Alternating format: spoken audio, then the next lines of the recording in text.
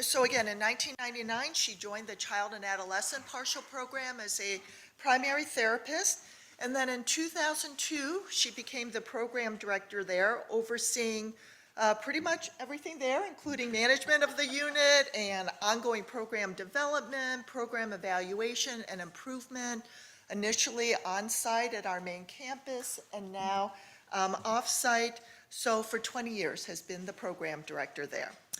So today they will be presenting on the impact of telehealth implementation on patient demographics in the Child and Adolescent Partial Hospital Program. Thank you. Hi, everyone. So these are the disclosures.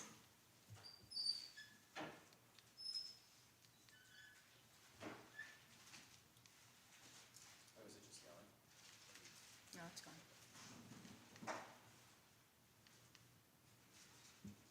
All right.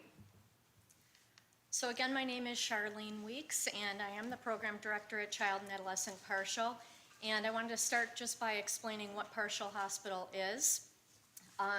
Partial is an acute psychiatric program for teens who can be safely treated outside of the hospital and don't need the security of an inpatient unit. What happens in Partial Hospital? Our kids start out with a diagnostic evaluation and a nursing assessment. Once they're admitted, we provide 6 hours of group therapy per day, including psychoeducation, DBT skills training, psychotherapy, group activities therapy, and academic programming. Our kids are with us Monday through Friday for approximately 3 weeks. They also have a psychiatric evaluation, psychopharm follow-up throughout the week, individual therapy twice a week, family therapy once a week, crisis intervention all of the time, and frequent safety planning. So in March of 2020, when the pandemic first came to our awareness, given that the bulk of our program is group therapy, we quickly realized that there was an urgency for us to pivot to telehealth. We had teenagers who did not want to social distance. They did not want to wear masks. We needed to move to telehealth right away.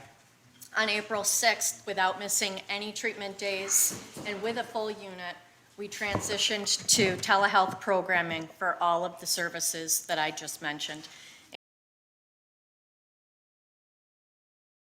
including 6 hours of group therapy a day. We were shocked that we were able to do this, and not only do it, but increase the units of service that we were providing. And so you'll see that during the pandemic, our units of service increased dramatically. We were pleased to find out that middle and high school students in Monroe County have devices provided by school. We partnered with different school districts to make sure that we could run Zoom on their school device, and also to obtain devices for kids who had not gotten them to do virtual school. So some patients temporarily would use their smartphones or tablets. All in all, we were able to get the school-related devices. School also would provide a hotspot for any students that did not have Wi-Fi or internet in their home or did not have a fast enough connection. So in general, technology was not a barrier for us in treating our patients via telehealth. So there are pros and cons. Challenges, well, it took a lot more staff and it took a lot more effort to do telehealth partial hospital. We did a lot of chasing kids around. We called it herding cats. We had to contact the guardians who were home with our kids throughout the day. We had to troubleshoot technology problems, and we had to try to keep the kids engaged remotely. Despite all of those challenges, there were some really significant gains that we honestly did not anticipate. First, parents became more engaged in helping to understand how to walk their child through a crisis and how to help them to use coping strategies that we were teaching the kids. We also learned a lot by getting a look into the teenagers' environment. Sometimes it was their room, sometimes it was their living room where there was sometimes chaos happening. But we got a view into their world that we would not have gotten if they were coming to us. And we also were able to reach patients that otherwise we may not have been able to reach because of proximity or because they were symptomatic, because of the severity of their anxiety or other clinical challenges. Currently, we're able to have the teens choose with their parents their preferred delivery method of partial hospital. So we have in-person, we have hybrid, and we have telehealth. And we'd like to be able to continue doing that moving forward. As the restrictions were being relaxed, OMH brought a concern to us about our programming via telehealth, and that was, did moving to telehealth unintentionally create a racial disparity in access? So we needed to really dig in to understand that, and this is where Ian comes in, because I needed to consult with the department's QCore in order to help us to investigate that important question.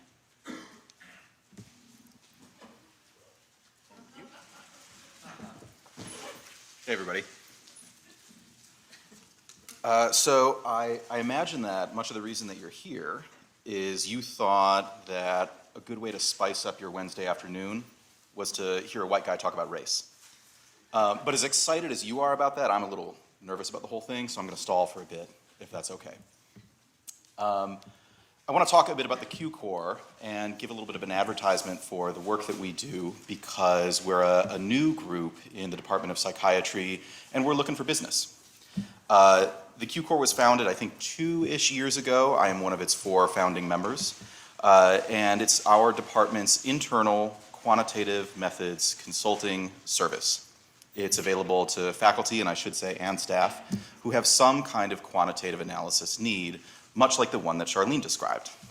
There are 4 of us right now, and each one of us has a dual specialization in both some mental health topic and in statistics. So this is what would make us different from the Department of Biostatistics, is that we're ready not just to do your analyses, but also to understand the unique substantive needs that you have for figuring out mental health related questions. I didn't used to mention this in previous advertisements, but we do also have 2 licensed clinical psychologists. And I bring that up now because I found that when we would do our initial consultations, people would come to us with what felt like a relatively straightforward issue. I need you to figure out whether something about our program has changed, or I need you to do a power analysis for a grant. And within about 5 minutes, the people that I talked to would start like apologizing. So they'd say like, and I know that the data aren't like the perfect bell shape, and a bunch of them are missing, and like the sample is really small, and I never really understood statistics in graduate school, and I'm sorry to like be such a burden on you. And I got to this point where I found that I was using a lot more of my skills as a therapist than I was as a statistician, and like it got far enough in the conversation, and like multiple times where I just had to say, "Who hurt you?" And so I got this sense that most of the people who went into the helping professions didn't come here to do math. And that's okay. I'm not going to hurt you. And I thought it would be okay, might be desirable for us to start with like a little bit of a refresher about how we analyze disparities and the kinds of quantitative evidence that we use to figure out whether one's emerged. And I think it might be nice if we spice this up with like a little bit of a prize here. This will work. I have a Finger Lakes Coffee Roasters punch card for anyone who wants to participate. I've only got one, so we can only do this once. Do we have any volunteers? Ideally, a poor trainee, and also someone that I don't know, so that you don't think that I've like cheated or anything. Come on, help me out. All right. And what's your name, ma'am? Katie. I'm Ian. It's nice to meet you. So Katie, I normally do this with dice. I used to teach statistics to undergraduates, and it's nice if you can hold the dice, but it being COVID and all, I hope it's okay if we're doing this by distance. I've pre-rolled a die behind that little question mark, and if you can guess what number is behind it, you will win this Coffee Roasters punch card. Well, I can't tell you that because like, but it is fair of you to ask for some hints. Do you want to see some of the rolls that came out on the die first? Sure. Okay. So I'll give you one, and I think there are a few queued up. Is it okay if I give you a few? Okay. So here was the second one, the third one, the fourth one, and the fifth one. It would be Yahtzee. That's not what we're playing, but it is a nice Yahtzee score. Okay.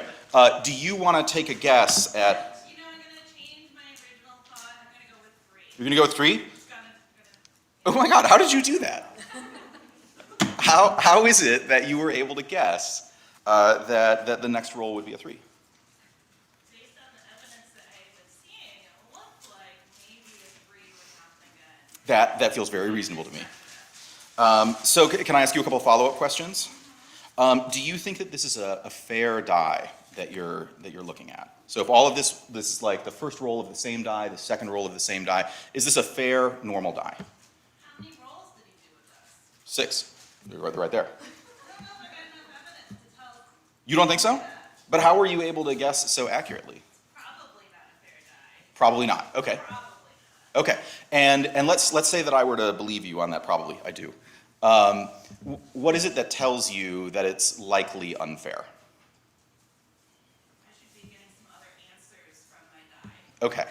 All right. So like there are 6 sides. They're all supposed to be evenly sized and weighted, and under normal circumstances with a fair die, each one of them should be occurring about 1/6 of the time. Does that seems fair?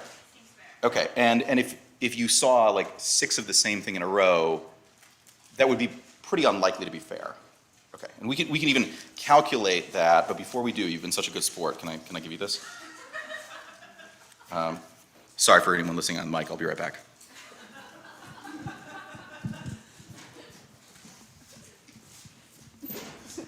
This is for you. Oh, it's 2 punches. Yeah, there are 2 punches. I was hoping for 3 punches. Yeah. I thought that was the number. Yeah, so those 2 punches on that card are for you. And as a gift, feel free to put as many punches personally as you want to put on that card. Okay. So the probability, as accurately described by our very gracious participant, of getting a 3 on any given roll for a fair die is 1 in 6. If it were unfair, like if the die were like specially weighted or weirdly shaped, it wouldn't necessarily be 1/6. But for a fair die, it should be 1/6. What would it be for 2 3s in a row? Anybody? 136, right. So 6 times 6, okay. Trick question. What is it for 3 in a row? Right, okay, so it'd be times 6 again, and then if we wanted to do it 5 3s in a row would be 1/6 times itself 5 total times. And I'm not gonna ask you to do that math. I used a calculator yesterday. It's about 1 in 8,000, which translates to a probability of about 0.0001, or a little bit smaller than that, but that's about as far as I wanted to type because I ran out of space on the screen. This is a lot to write. So what if we just abbreviated that to 1/6? This is what we were expecting to see. And then we're going to raise that to the 5th, which is just times itself 5 times. That's what we saw. And of course, that comes out to the same answer. We're just writing the same thing in a briefer way because it's a lot to keep track of. Okay. I'm so sorry for doing this math in front of you, but I swear there's a point. The way that we analyze disparities is the same way that you all were naturally able to analyze the behavior of what was obviously, or very likely to be an unfair die. It's correct that we can't know with perfect certainty, but we can know with high confidence. And the way that we know that is with 3 pieces of information. We start with a null hypothesis. In that case, this is 1/6. This is what we think should be happening if everything is fair. If the results that we're seeing are drawn evenly from the general population of people that we hope to serve or die faces that we hope to observe, we should be seeing each of them about 1/6 of the time. We have actual observations, which in this case we saw 5 3s in a row. These are the demographics of our unit. And then lastly, we have a p-value, which is the probability of seeing what you saw in your unit, in your clinical sample, if everything is going normally, if there are no disparities. When this number is low, you should be expecting a disparity. It doesn't prove a disparity, but you start to be really worried. When this number is high, it suggests that there's probably not a disparity. So let's do a little bit of practice with dice. If we rolled a single die, a fair die, 100 times, we'd expect to see each die face, 1, 2, 3, 4, about 16.6 times. Let's imagine that this is what I saw.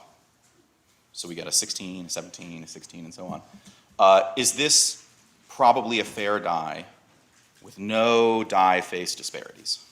Yes, okay. P-value here, 99. Disparity unlikely. What about this one?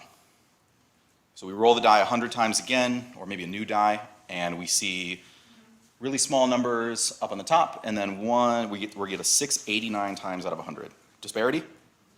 Disparity, okay. What about this one? And while you think about it, I'm gonna get some water.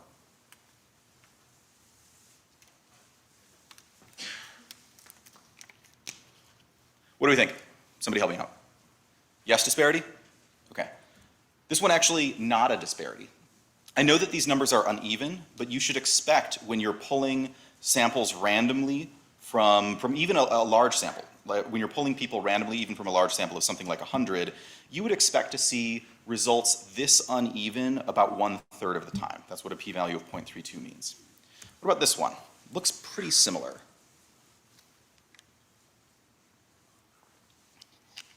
This one's actually a disparity. P-value is 0.04. Usually the threshold that we use in science, epidemiology, business, anything that uses statistics, we select a cutoff of about 0.05. Below that, we start to get really worried. So even though these 2 cases look pretty similar, a little bit of a shift can cause something that's statistically quite likely to be a disparity, and you can't tell just by looking at it. You can't just eyeball the table, you can't just eyeball a graph and say yes disparity or no disparity. Okay. Now that we've practiced, let's try doing this in the real world. In this case, in the partial program. So throughout this presentation, I'll give you some charts. There will be, sometimes we'll do it with numbers, sometimes we'll do it with a figure, but it'll generally be this same pattern.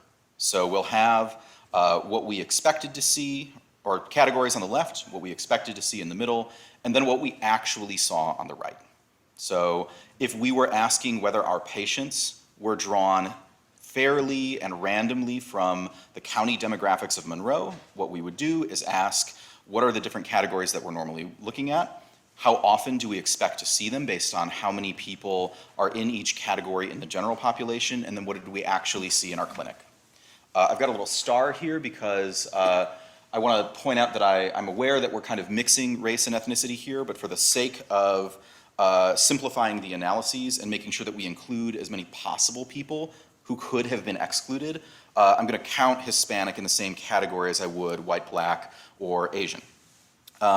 So when you're looking, for the purposes of this presentation, at the white group, that's non-Hispanic white, black is non-Hispanic black, Hispanic includes anyone who endorsed being Hispanic at all, Asian, again, non-Hispanic Asian, and multiracial would be multiracial but not Hispanic.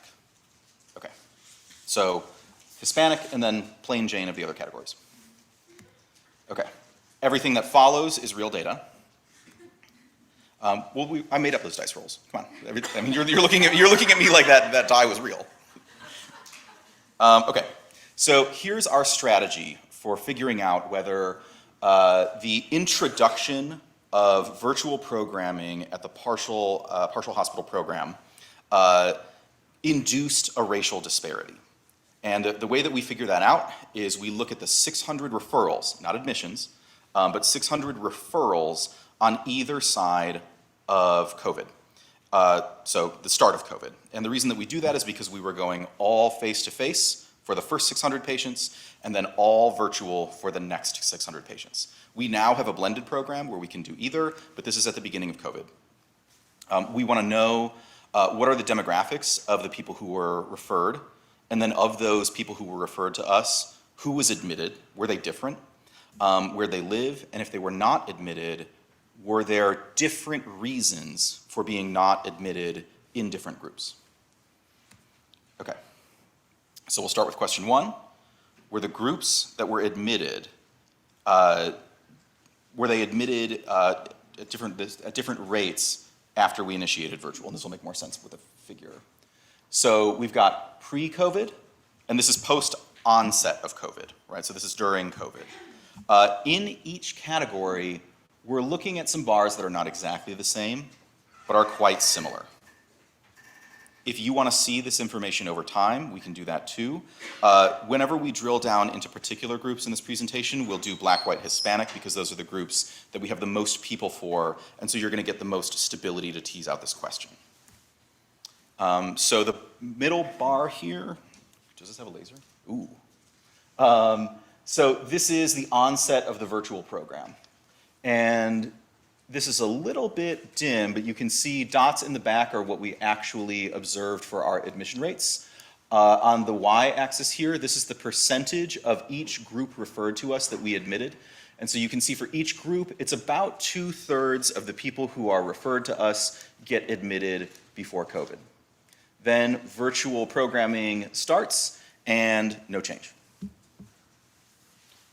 If you were Hispanic, it didn't make a difference whether we were doing virtual or whether we were doing face-to-face. Your probability of admission once you were referred is the same. There are some small fluctuations in this line that I imagine that you're looking at. The one that pops out, at least to me, is there's a drop in admissions of Black kids right before virtual. That's worth caring about, but it's not because of virtual. It happened before the onset of this program. You might also notice we've got this sort of like downward slope for white kids.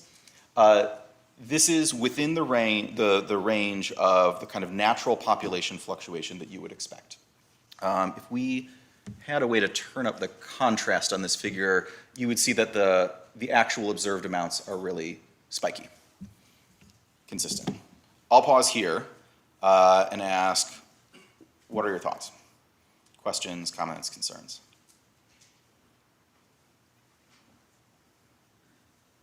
Some of you are making like a crinkly face, and so I want to make sure that you have a chance to ask a question.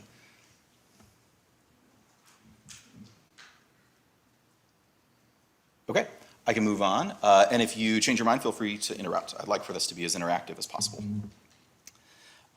We can do a formal test. We can ask pre-virtual, what percentage of referrals were we admitting from both white and non-white patients? And that would be what we would expect to see if nothing changed. And in fact, it is what we saw. P-value here is 0.49, suggesting that this is a level of change that is totally consistent within what you would expect from a fair die or random sampling or a program that did not affect the access to different groups of people. It is still worth worrying, though. Maybe we're getting the same number of people from each demographic group, but maybe the reasons that people are getting admitted or not admitted have started to change across groups. So same number of people showing up, but you would expect that if you've got different amounts of income or access in different groups, maybe we're turning down one group for a different reason than we used to be. And so this is what that table looks like. And this is among the 242 kids who were referred to us, or among the 600 kids who were referred to us after the onset of virtual, 242 of them were not admitted. There are 9 reasons for which we don't admit people, and we keep track of all of them. If you're looking at this chart, you're probably saying to yourself, well, wait, how do I like figure out if like these numbers are different from what would be expected? And wouldn't it have been nicer for you, Ian, to just give us percentages rather than like making me calculate all of the raw numbers? I did this intentionally. This is a reminder that you can't just eyeball whether or not there's a disparity. It's not easy like that. For example, in the biracial group at the top, there are only 7 kids who were referred to us and then not admitted. If I turn all of those into percentages, no follow-through, no response to contact, and other, all of the cases where we have just 1 kid, 1 out of 7 is 14%, right? So this is gonna look very different than the actual distribution of people who have been admitted or not admitted. What you need to do instead is the kind of analysis that you all were able to generate spontaneously just from looking at DICE. You should ask, what is the rate of non-admission for different reasons that we would expect to see, just based on how many biracial kids there are, based on how many black kids there are, Hispanic, and then white. And ask whether or not these columns are uneven statistically. And in this case, they're not. We have a p-value, again, of 0.15, which means you would expect to see fluctuations of this kind about 1 in every 6 years you run this program, even in a world where everything is totally even. If you wanted to drill down to individual groups, we have enough data to talk about black kids, Hispanic kids, and then white kids, because those are our 3 biggest groups. They account for 98% of our total referral population. So I've put together the same type of table that we put together for DICE, which is what did we expect to see based on how many black kids are referred to us, and then what did we observe for their reason for non-admission. So if we're looking at like the top left here, based on how many black kids were referred, we would expect to see about 1.9 of them cancel services before onset. We saw 0. We'd also expect to see about 1.7 of them move to a higher level of care, so that would be something like inpatient, rather than coming to us. Maybe their severity increased in a way that was no longer appropriate for our unit. We saw 1 of those. No follow-through would be someone who's referred to us and then doesn't follow up with us, right? No response to attempts to contact is we tried to get a hold of you but didn't hear a response. What we expected to see based on a pure, fair roll of the die from our referral population is really consistent with what we did see. And in this case, we also saw the same thing with Hispanic youth, where again, we're seeing numbers that are very consistent with what we'd expect. So if I'm looking on the right side, there were 2 kids who we found out were not appropriate for this level of care, but we expected to see 1.4. This would be like expecting 16 6s to get rolled and then observing 17. The same distribution is observable for white kids, but notice the numbers are higher because there are more of them. There are about 60% of our referral population, 60? It's a majority. They're a majority of our referral population, and so all of these numbers are higher, but again, the fluctuations around those numbers are consistent with what you would expect.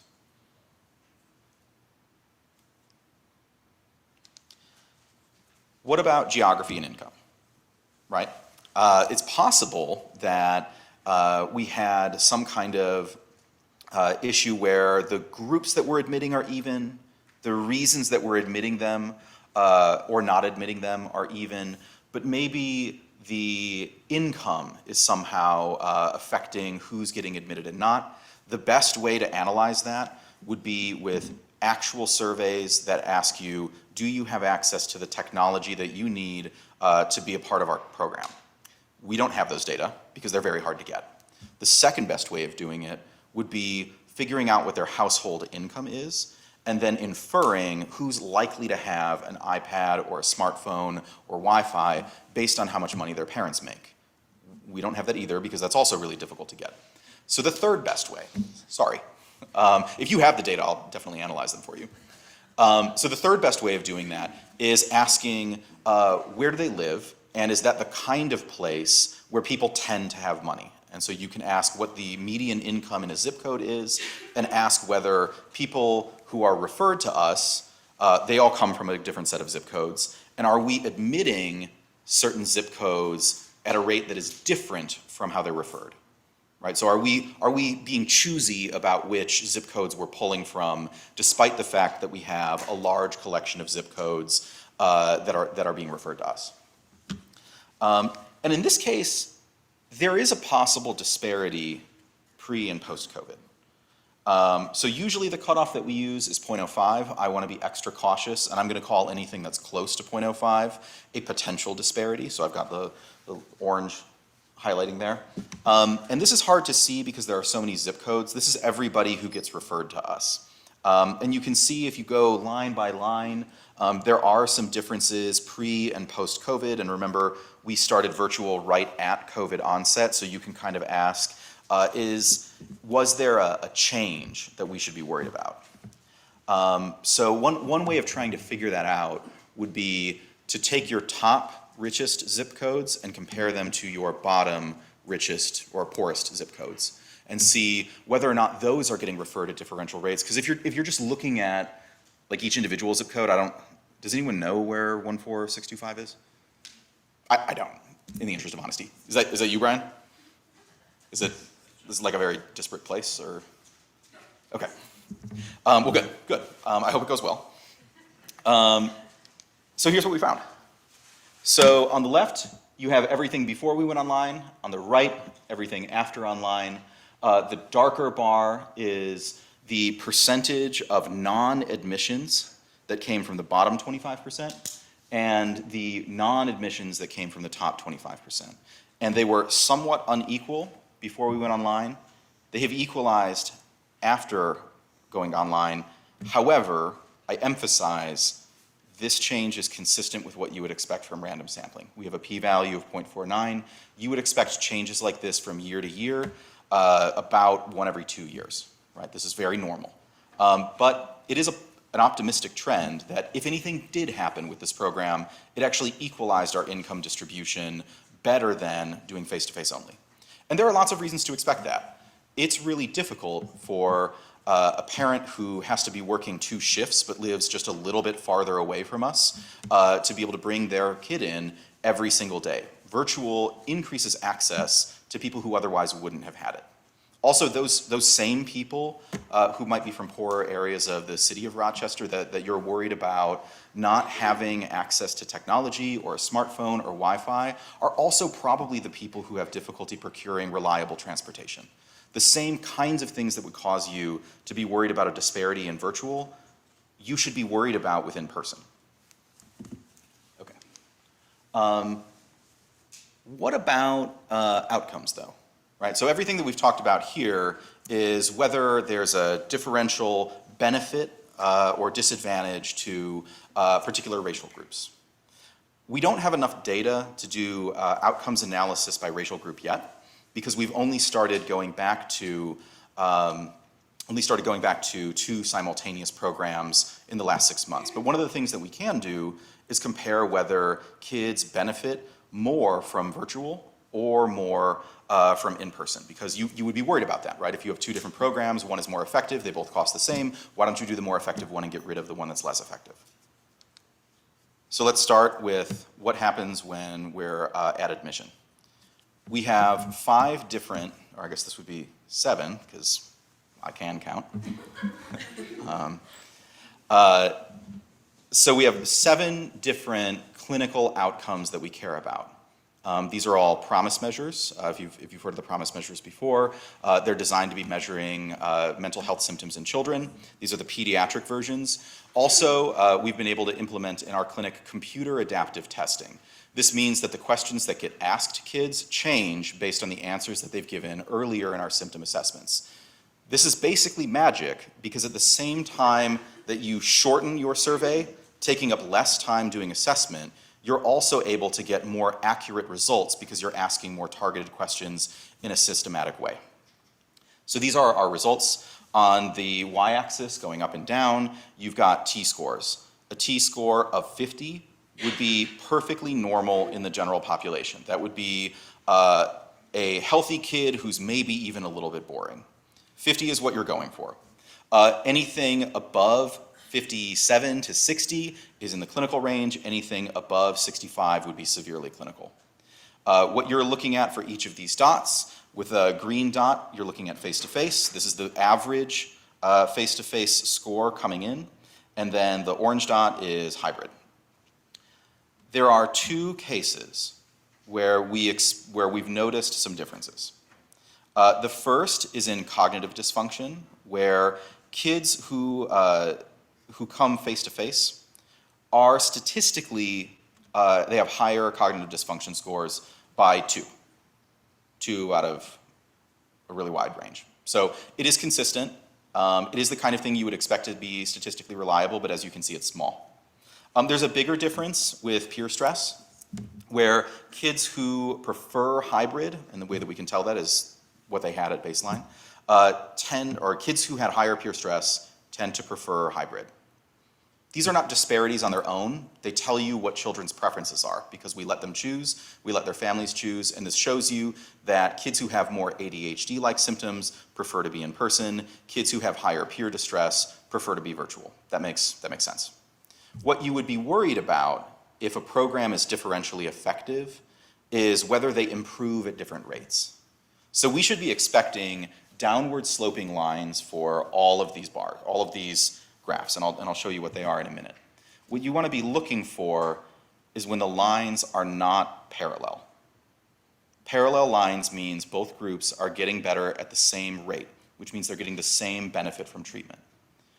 If you see lines that are either crossing or converging or diverging, that suggests that one group is improving at a faster rate than the other.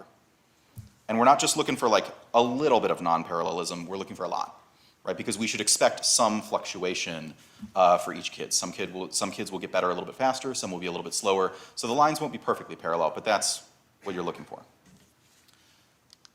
Here's what we get. In every case, we have not been able to detect any kind of disparity in the rate of improvement. The smallest p-value, which would be the most concerning that we saw, for rate of improvement across groups was 0.15, so you should be seeing that about 1 in every 6 years you run a perfectly fair program. And the highest one that we saw was 0.87, which means that you should be seeing fluctuations like that about every year. If you look at cognitive dysfunction and peer stress again, notice that the kids start in different places, but because those lines are parallel, they get better to the same degree over the course of these two different programs. Taken together, the results suggest that this program is effective, is admitting the same amounts of patients from different groups that it had been before the onset of virtual, that when patients are not admitted, they are not admitted for the same reasons across groups, and that patients benefit equally based on which program that they and their families choose.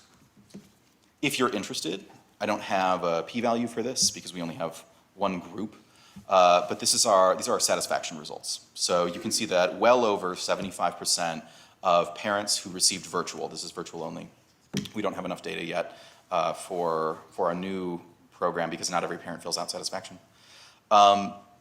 This is a sample of something like 600 kids, probably about 100 parents reporting, right? There's a lot of missing data here, to be fair. But of the parents who do report, a vast majority of them are saying that they have excellent or good access to our program, that it's appropriate for their children, that they're satisfied with the treatment outcome, and that their global evaluation of it is that it was worthwhile. Okay. Said this already. So it's worth asking, in a world where we're just constantly rocked by disparities, especially in medical care, and disparities that are profound and concerning, that deserve being addressed, why didn't we see any here? And it's, of course, impossible to know with certainty, in the same way that we can't know with certainty whether a die is fair or unfair, but we can speculate and increase our confidence. So the best explanation that we've been able to find is that there was already existing high access to technology through the schools. In Monroe County, over 90% of kids after the onset of the pandemic had access to a laptop or a tablet. If you add on access to a smartphone, which you can use to do video conference, that's even higher. There are also policies in place for when kids didn't have access to Wi-Fi at home.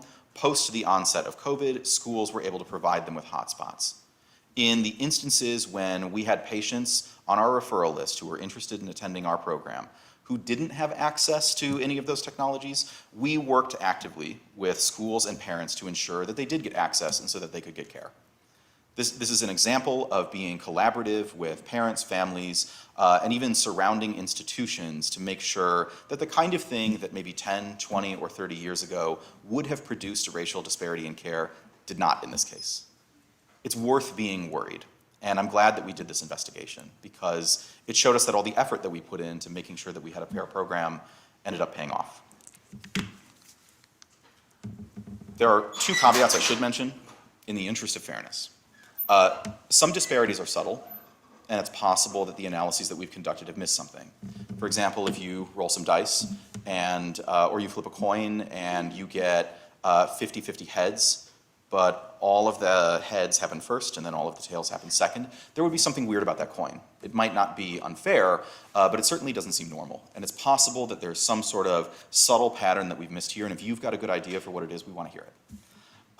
It's also possible that there's some sort of pre-referral selection bias where the kids who are coming to us are not representative of the general population of Monroe County, which is where we draw from. That's out of our control. Going to virtual or not going to virtual won't change that, but it is still worth working on. So if you've got ideas for how we could do that too, we're interested in hearing them. And I think that's it. Please send your business to the QCore. And I'm here to answer any questions or comments, concerns that anybody's got.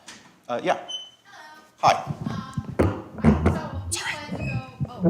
I was just going to yell. Okay. So several slides ago, you talked about the kind of magic of being able to do surveying where the questions changed based on the answers that.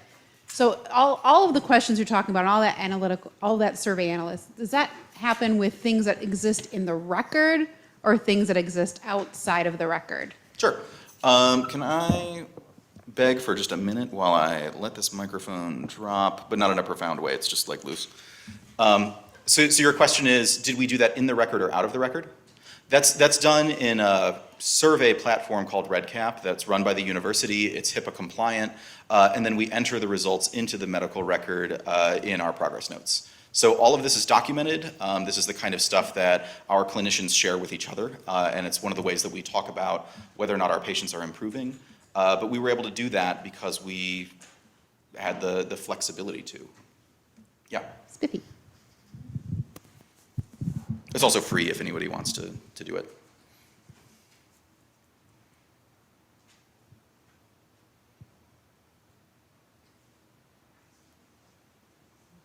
Yeah. Someone I don't know. So if I understand correctly, right now, the program has moved to either fully in person or a hybrid milieu where you're part in person, part virtual. Mm-hmm. So is there a full virtual option at all anymore? Yeah, Charlene? So some of our patients, they are fully virtual as long as clinically it's appropriate for them to be fully virtual. We're able to accommodate that. Okay. I was curious because it was funny with the zip code changes. I was like, oh, well, are there concerns that then not offering a fully virtual option would have the reverse effect, right, and create sort of income disparities? But all right, thank you. You're welcome.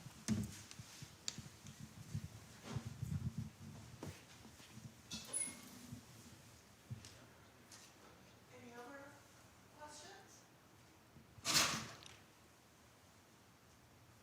Great, well, thank you very much to Charlene and Ian and for all of you for attending. And this is wonderful data and information about the program and what's developed over the last few years.